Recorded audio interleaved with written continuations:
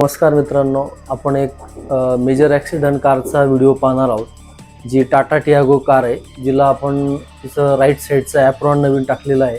त्यानंतर पूर्ण left side पण आपण तिचं ॲप्रॉनचं काम केलेलं आहे आणि पूर्ण रेस्टोरेशन पण तिचं आपण केलेलं आहे। मेजर ॲक्सिडेंट कारचा जो काही वर्क असतो तो कशा पद्धतीने असतो ते तुम्हाला या व्हिडिओमध्ये पाहायला मिळणार आहे।